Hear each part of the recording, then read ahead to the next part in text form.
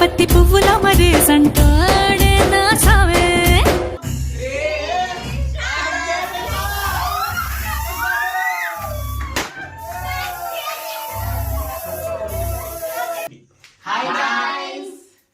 ఈరోజు చాలా హ్యాపీగా ఉన్నాం. ఎందుకంటే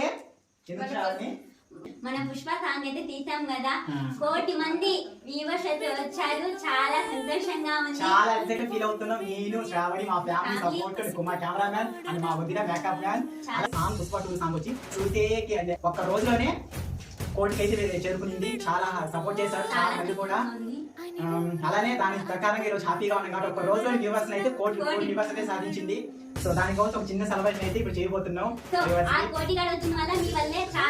సపోర్ట్